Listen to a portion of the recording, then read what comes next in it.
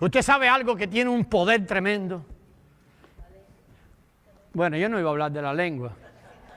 Iba a hablar de un camión. ¿Cuántas ruedas tiene el camión que ustedes manejan, hermana Grace? Sí.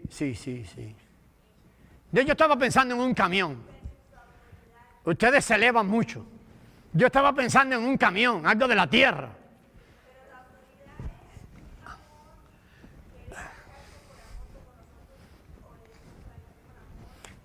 Excelente.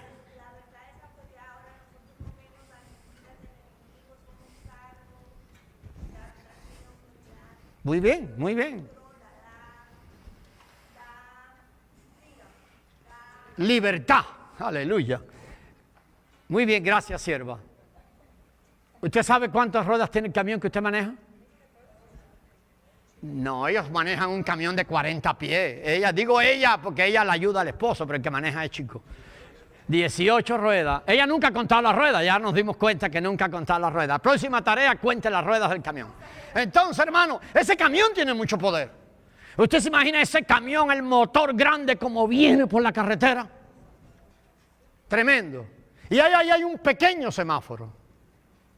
Pequeñito, hay un semaforito de qué tamaño es, así, chiquitito. Y si es de los viejos, más chiquito. Y el semáforo hace un sencillo cambio de luz. ¿Y qué hace todo el poder del camión? Depende, pero normalmente, ¿qué va a hacer el poder del camión? Se va a detener ante aquel pequeño semáforo. Puede ser que aparezca un policía, puede estar chiquitito, feo, flaquito, pero tiene su traje de policía. Y basta que el policía haga así, mire. ¿Qué hace el camión? Con todo el poder, ahí mismo detiene. Porque él tiene poder. Pero el otro tiene, ¿qué? Autoridad. La iglesia, por la posición ascendida, por la vida resucitada, por el poder de la resurrección operando en nosotros, tenemos autoridad. Tenemos autoridad. ¿Qué quiere decir? Que no hay poder que pueda contra nosotros mientras nos mantenemos en la posición donde el Señor nos puso. Hay una iglesia que quiere usar la autoridad, pero sin guardar la posición. Jamás. Jamás. Hay iglesia, habla de autoridad, pero autoridad terrenal. Autoridad para asumir posición, para ganar dinero y todo ese montón de boberías que ahora ponen. No tiene nada que ver con eso. Nosotros tenemos autoridad sobre todos los reinos. Ahora mire para usted es la iglesia, ¿verdad? Hay autoridad aquí adentro, por la presencia del Cristo de la gloria. ¿Qué dijo el Señor Jesucristo en Mateo 28? Hermana Gladys heredó eso de su esposo. Hermano José, nosotros decíamos la gran comisión, id y hacer discípulos. Decían, no empieza en el versículo 19, empieza en el 18. Porque nosotros podemos ejercer la gran comisión basada en la autoridad que nos ha sido dada. Toda autoridad me es dada, dijo el Señor Jesús, amén. Esa autoridad ha sido conferida ¿a quién? A su cuerpo. Entonces, hermano, hay una autoridad dada por la vida resucitada. Por la ascensión, el Señor recibió la autoridad. Esa autoridad le permite ahora traer el cielo a la tierra. ¿Cuál es lo importante de que el cielo venga a la tierra? En el cielo se hace la voluntad ¿de quién? ¿Dónde se necesita hoy hacer la voluntad del Padre para que se muestre la gloria del Hijo? En la tierra. El Señor Jesucristo ha recibido la autoridad para traer eso. Entonces, en la ascensión, Cristo subió por encima de todos los poderes del enemigo. ¿Sí o no? ¿Está sentado dónde? Fue ascendido. Fue coronado. ¿Usted se ve con Él o no? Mire, hermano, no importa mucho si usted se ve con Él o no. La verdad es que usted está con Él. La Biblia dice que nosotros hemos sido sentados ¿dónde? Efesios también, en el cielo, junto con Él. Entonces, por eso es que la iglesia lo que necesita es mantener su posición. Mantenga su posición. Mantenga su posición. La semana pasada vimos que parte de la obra de Cristo pasa por mantener su posición. Por eso el enemigo siempre lo tentó allá en el desierto a moverse de su posición. ¿Se acuerda? Vimos las 3 tentaciones en el desierto. Cristo fue ascendido, Cristo fue puesto por encima de todo. Todo fue sujeto a Él. Y Cristo llegó a ser allí cabeza de la iglesia. Eso está en el versículo 22 que ustedes están leyendo allí. Ahora, lo que pasa es que hoy en día no vemos que eso se manifiesta plenamente. Entonces, vemos que hay una posición, pero hay una realidad. Y muchas veces la posición no tiene nada que ver con la realidad. A ver, mire, madurez es esto: la posición y la realidad. Cuando la realidad se va juntando con la posición, usted está madurando. La realidad se va juntando con la posición. La posición no podemos bajarla. Eso es degradar al rey. Eso es hacer humano la posición. Eso es humanismo. La posición está aquí. ¿Qué es lo que nos toca a nosotros entonces? Someternos de tal manera que la vida real que vivimos se parezca a la posición que tenemos. Amén. Gloria a Dios, gloria a Dios, gloria a Dios. Efesios 1:23, a ver, lo tiene usted allí, muestra claramente, amados hermanos, la unión inseparable entre Cristo y la iglesia. Lo ve allí en el versículo 23, quiero que lo lea, véalo allí. La iglesia está llena de la plenitud de Cristo, ¿sí o no? ¿Es lo que dice allí? ¿O no lo dice? La iglesia es su cuerpo. O sea, no podemos separar el cuerpo de la cabeza. La iglesia es su cuerpo. Están unidos de una manera tremenda. Y está llena la iglesia de la plenitud de Cristo. ¿Y usted dijo quién era la iglesia? Ya empezamos a cambiar al plural. ¿Usted es la iglesia, sí o no? Entonces usted está lleno de la plenitud de Cristo. Hay autoridad en su vida. Usted está sentado con Cristo en los lugares celestiales. Hay una posición que tiene. ¿Y la realidad? La iglesia tiene que mantener la posición en la realidad. La iglesia conformada por los santos. Ahora, hablamos en términos corporativos, porque Dios desea obtener un hombre corporativo. ¿Sabe eso? A ver, Dios desea obtener un hombre corporativo. ¿Cómo se llama ese hombre corporativo? Se llama Jesús. Amén. Sí, el cuerpo de Cristo es Jesús. Entonces la iglesia es Jesús. Porque Jesús es la cabeza de la iglesia, ¿sí o no? Entonces, hermanos queridos, hay pequeñas porciones de Cristo en cada uno de nosotros. Por eso, mire, si usted vive la vida solo, cristiana, no puede vivirla.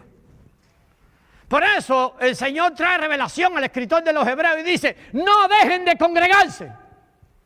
Hoy en día hay cristianos que creen que pueden vivir la vida cristiana sin congregarse. Le voy a decir más, no es aquí. Cada vez entiendo más que hay una revelación especial del cuerpo de Cristo cuando un pequeño grupo de creyentes se reúne. Si usted no es miembro de un pequeño grupo de creyentes, usted pierde cantidad.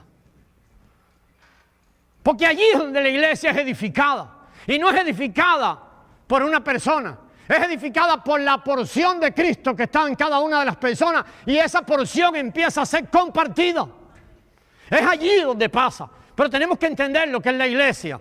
Mire, aquí usted está ahí sentado, dentro de un ratito lo atacará un sueño extraordinario, no importa lo que yo haga. Yo podré gritar más, podré gritar menos, pero usted pasará de cada hora 6 minutos atendiendo. Eso es tremendo. Significa que 54 minutos usted estará en Babilonia. 6 atendiendo. Estos son los que miden este comportamiento de los hombres. Gloria a Dios que por el poder del Espíritu Santo operando entre nosotros, esto se extiende más. No importa, 6 minutos de revelación son extraordinarios para cambiar un corazón. La revelación de Dios necesita, ¡pum!, nada. Nada necesita para aprender. La iglesia, como cuerpo de Cristo, es su propagación, pero también es su prolongación. Entonces esas dos palabras usted puede tenerlas por ahí. Propagación y prolongación. Todo lo que pertenece a Cristo pertenece a la iglesia. Amén. Todo lo que usted lee en la Biblia que pertenece a Cristo es también de la iglesia. La posición que Cristo alcanzó es la posición de la iglesia. Amén. Muy bien. Y las obras que Cristo efectuó ahora tienen que ser sustentadas y perpetuadas y manifestadas y mantenidas por la iglesia. Las mismas obras que Cristo efectuó. ¿Usted entiende por qué ahora el Señor dijo una vez, mayores obras que estas harán vosotros? ¿Por qué? Es por eso. Es por eso. Ahora la iglesia tiene que hacer eso, hermano. La posición y las obras que Cristo efectuó tienen que ser sustentadas y perpetuadas por medio de la iglesia. La iglesia está establecida en un lugar extraordinario. Está establecida en el plan de Dios. En el plan de Dios, sí. Algunos llaman la economía de Dios. La iglesia está establecida entre la cruz y el reino. De la cruz nace la iglesia. Y la iglesia traerá el reino y manifestará el reino en la tierra. ¿Ven la iglesia establecida en un lugar entre la cruz y el reino? Esa es su posición. Ahora, eso significa que hoy es el tiempo en que la iglesia efectúa el obrar en la vida práctica, la victoria de Cristo. La iglesia tiene una responsabilidad que efectuar la victoria de Cristo en la vida. Quiere decir vivir, experimentar, manifestar la victoria de Cristo. ¿Sobre quién tomó Cristo y lo derrotó? ¿A quién derrotó Cristo? Dice Colosenses. ¿Lo derrotó al enemigo o no lo derrotó? No es que lo va a derrotar, lo derrotó. Colosenses 2:15. Lo derrotó, lo despojó. Ahora, ¿qué es lo que nos pasa? Nos toca a nosotros manifestar en la vida práctica, en la experiencia del diario vivir, la victoria de la cruz. La victoria de la cruz es nuestra victoria, ¿sí o no? Nos toca, hermano, manifestar esa victoria. ¿Qué nos ha pasado? Que queremos manifestarla. Ok, queremos manifestarla en Adán. Queremos manifestarla esforzándonos. No, esa es una victoria que Él logró. Lo que tenemos que hacer es que Él, que es nuestra vida ahora, Él manifieste su victoria. ¿Qué tenemos que hacer? Quitarnos nosotros del medio. Quitarnos del medio para que la vida de Él pueda ser manifestada. De nuevo, recuerdo el sentir de Juan el Bautista. Cuando decía, es necesario que yo, para que Él. Entonces, hermanos, por el ensanchamiento de Cristo, es que en realidad vamos a manifestar la victoria de la cruz. La iglesia debe continuar la obra victoriosa de Cristo contra Satanás. Él ganó, Él lo derrotó. Lo derrotó cuando Él como hombre no fue movido de su voluntad. No fue movido de su voluntad, no pudo ser movido de su voluntad. Y la iglesia es responsable de hacer que la voluntad de Dios se haga ¿dónde? En la tierra. De la misma manera que se hace en el cielo. Sin demoras. La iglesia. ¿Quién es la iglesia? Nosotros ya cambiamos, rapidito vamos cambiando. El primer vez que pregunté, ¿quién es la iglesia? Todo el mundo dijo yo.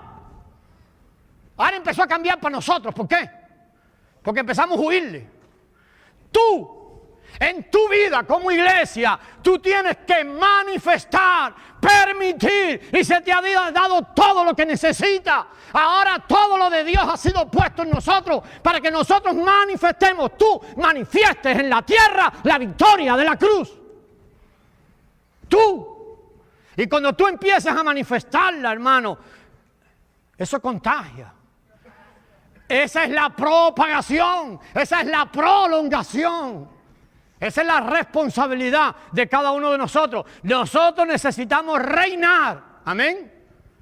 Pero para que reine Giselle y reine Carlos hay un problema. ¿Sabe cuál es el problema? Que dentro de ellos hay gobiernos allí establecidos. Hay gobiernos. Esos gobiernos necesitan ¿qué? Ser conquistados. Si no son conquistados, el gobierno de Cristo no se va a manifestar. Nosotros casi siempre vemos eso hacia afuera, pero hemos olvidado de verlo adentro. ¿Quién verdaderamente gobierna tu vida? El enemigo grande de manifestar la victoria de la cruz no es Satanás. Nosotros le echamos las culpas a Satanás, pero el Señor trató con Satanás. ¿Qué hizo? Lo derrotó, lo despojó, lo exhibió. Allí dice la Biblia que se rió de él. Cuando él creyó que había ganado, estaba perdiendo. Su influencia quedó limitada ¿a quién? Al hombre. Satanás quedó limitado al hombre. Ahora, cuando el hombre es redimido, cuando la tierra es redimida, Satanás se queda sin comida. El problema con Satanás está resuelto. ¿Sabe cuándo Satanás puede hacer lo que quiera con nosotros? Cuando nos mueve de la posición que tenemos en Cristo. Cada vez que tú regresas a tu yo a buscar ayuda, cada vez que tú regresas a tu mente a buscar ayuda, abriste una puerta tremenda para que Satanás te trague. Nosotros tenemos que mantener nuestra posición en Cristo, en Cristo. Entonces la iglesia tiene que manifestar en la tierra, de manera tal que la voluntad de Dios se haga en la tierra. Porque la iglesia es poseedora hoy de la vida ¿de quién? Del Hijo. De manera que se haga en la tierra como se hace en el cielo. La iglesia continúa la batalla de Cristo en la tierra. La iglesia continúa derrotando al enemigo. La iglesia continúa, y hablaba de hermana Giselle y hermano Carlos. El proceso en la vida de ellos es el mismo proceso en la vida de todos nosotros. Esos reinos interiores de nosotros tienen que ir siendo conquistados, esa es la palabra. Cuando Dios llevó a su pueblo a la tierra prometida, ¿se acuerdan de aquello? Tenía que pasar algo allí. ¿Qué pasó a la entrada de la tierra prometida? Le dio instrucciones. ¿Y qué pasó? Lo primero que pasó, ¿qué fue? Había que cruzar un río ahora. Y el pueblo es bautizado allí en el río aquel. ¿Cómo se llama el río? ¿Se acuerdan? Jordán. Y ese río Jordán significa ¿qué cosa? El bautismo allí significa el bautismo del mundo. Nosotros, hermanos, una de las cosas que estorba nuestra vida es tanta mundanalidad que hay.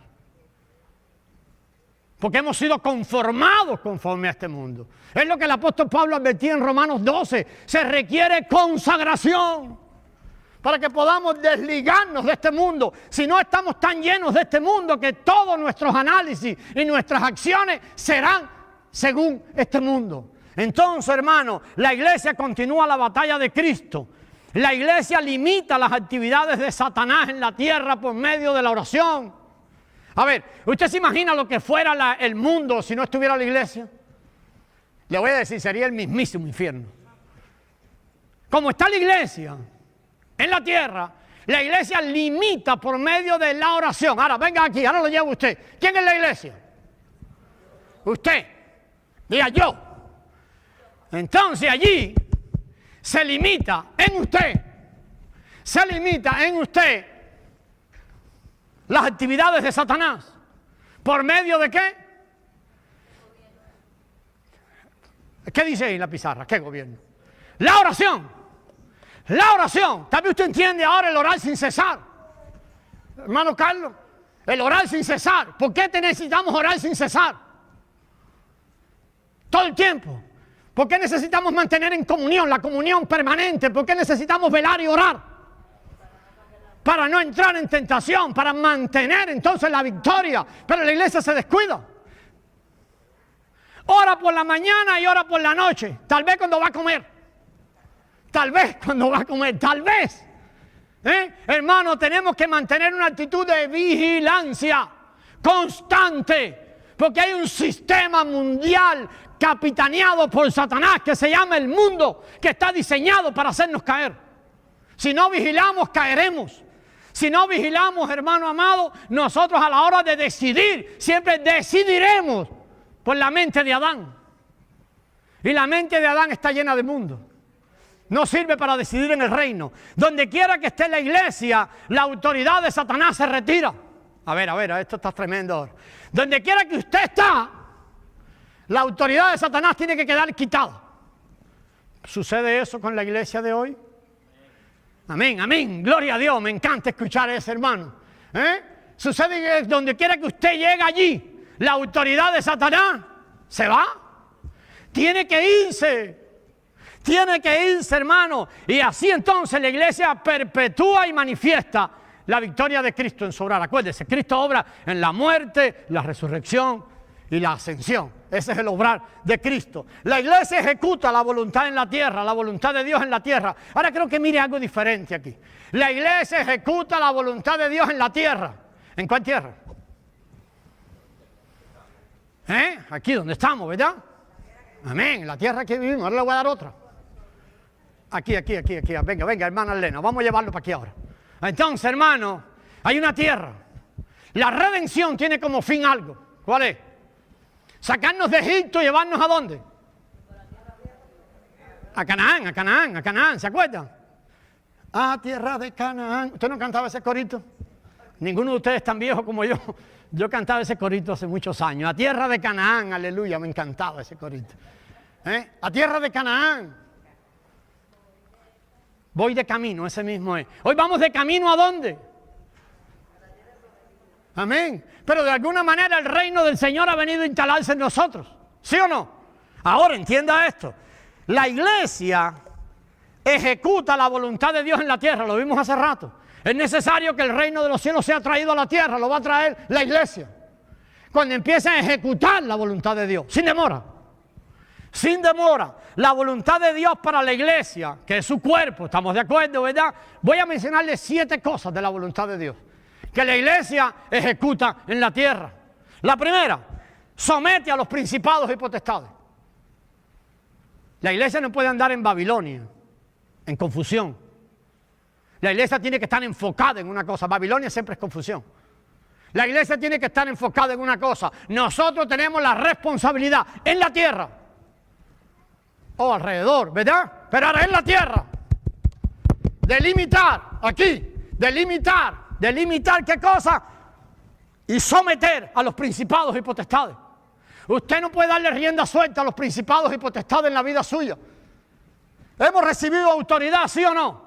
Tenemos que someterlo, debemos descubrir, y mire esa palabra me encanta, porque es tan antibíblica. Pastor, ¿te encanta algo antibíblico? Sí, por eso la pongo.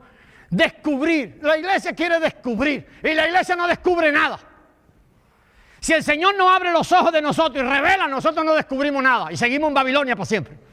Entonces nosotros tenemos que ver, bueno, la oración del apóstol Pablo en Efesios 1, versículo 17, donde el apóstol Pablo oraba para que la iglesia recibiera espíritu de revelación y sabiduría. Eso es extraordinario, hermano. Ore así por su iglesia, ore así por usted, ore así por los hermanos. Es uno de los motivos que tenemos como congregación. Espíritu de revelación y sabiduría, para que entonces ahora descubramos, o sea, nos sea revelado dónde está operando el enemigo. Oh, pastor, y lo podemos saber. Si a nosotros se nos ha dado la tarea de aguantar toda actividad del enemigo, ¿qué tenemos que hacer? Tenemos que saber dónde está operando. ¿Cómo lo sabe usted? Acuérdese que nadie descubre. Usemos la otra, revelación. ¿Qué quiere decir eso? Oír del Padre.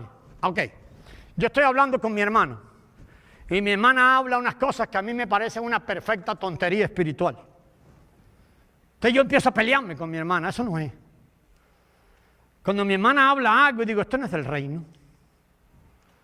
Mi hermano habla algo, eso no es del reino. ¿Qué me está enseñando el Señor? Allí hay algo del enemigo obrando sobre esa hermana. Si está obrando en esa hermana, ¿está obrando dónde? En el cuerpo. Entonces el miembro del cuerpo ahora va y dice, oye, hermano Augusto, ¿usted vio hermano Chabela? No, eso no se hace en el reino, ese es chisme. En el reino no se hace eso. En el reino, ¿qué se hace? nos oponemos. ¿Dónde está operando el enemigo para poder orar debidamente? ¿Cómo vamos a orar? Usted ve a un hermano y siempre el hermano parece que los padecimientos no se le quitan de nunca de arriba. Es una queja, es una desgracia. Y usted trata de animar. No, no trate nada. El Señor le está enseñando cómo orar por la vida de ese hermano. Cómo orar por la vida de ese hermano. Entonces, hermano, 2 Corintios 10:4 y Efesios 6, ahí dice que nosotros hemos recibido armas poderosas en Dios para destruir fortalezas. Hay hermanos nuestros operando bajo fortalezas. Pero si nosotros no nos juntamos como hermanos, no oímos lo que hablan. Y lo que nosotros estamos en lo nuestro, cada uno en su negocio, no hay cuerpo. Pero cuando el cuerpo está pensando en virtud del cuerpo, oigo a mi hermano, ¿qué le pasa? ¿Por qué esto? ¿Por qué esto? Entonces sé cómo orar por él para destruir esas fortalezas que no están permitiendo que la vida de Cristo sea revelada en ese miembro conforme al deseo de su corazón y al corazón de Dios. Entonces tan pronto veamos la obra y el poder del enemigo, ¿qué hace la iglesia? Actúa, ¿verdad? Y debemos ejercer nuestra autoridad para orar. Entonces no andamos orando, Padre, por favor, que me duele la uña del hermano. Vamos a orar más, oyendo con Dios a un nivel diferente de oración. Está bien que en los principios usted ore porque le duele la uña y le salió una rasca atrás de la oreja, qué sé yo. Está bien, hermano. Pero tenemos que ir saliendo de allí. Vamos caminando al santuario, vamos caminando al lugar santísimo. Entonces empezamos a orar conforme a ¿qué? Al deseo del Padre. Amén. Ahora, la iglesia predica el evangelio. Predicar el evangelio es voluntad del Padre. O sea, esto no es un invento. Nosotros tenemos que ir y predicar la salvación. Tenemos que ir a predicar las buenas noticias al mundo. Tenemos que predicarla. Todas las personas en el mundo están cautivas de Satanás, ¿sí o no? Todas. Usted y yo ya salimos de allí. Amén. Todos los demás están cautivos, hermano. ¿Sí o no? Pero dice Dios, dice la Escritura, que Dios le ha placido salvar a los hombres por la locura de la predicación. ¿Qué tiene que hacer la iglesia? Oh, pastor, no todos van a ser salvos. ¿Y tú qué sabes, hermano? No todos van a ser, pero tú vas y predicas. Tú vas y anuncias las buenas nuevas de salvación. Tú estás atento cuando estás junto con un perdido. Eso es lo que tiene que hacer la iglesia. Dice 1 Timoteo 1:4 que Dios desea la salvación de todos los hombres. Tan sencillo como eso. Sabemos que algunos no responderán, muchos no responderán. 1 Timoteo 2:4 dice que Dios quiere la salvación de todos los hombres. Así que mire, piense esto en siempre y por qué Satanás estorba esto. Cada vez que Dios recupera a un hombre, Satanás pierde uno, ¿verdad? ¿Estamos de acuerdo? Eso es tan sencillo como eso. Así que nosotros necesitamos predicar el evangelio. Predicando el evangelio, hermano, nosotros hacemos la voluntad de Dios, porque es voluntad de Dios. La iglesia echa fuera demonios. A ver, pastor. Sí, tú. ¿Quién es la iglesia? Yo. Tú echas fuera demonios. Oh, pastor, mira, vayamos allá, que hay un hermano. No, espérate un poquito. Cada miembro de la iglesia ha recibido, Dios ha manifestado que su voluntad es que usted eche fuera demonios. ¿Para qué? Para que entonces el demonio no moleste y pueda ser hecha la voluntad de Dios. Pastor, pero ¿cuándo voy a echar fuera un demonio? Entonces ve que necesitamos mantenernos en comunión. Cuando el Padre te enseña, oye, ahí lo que está molestando es un demonio.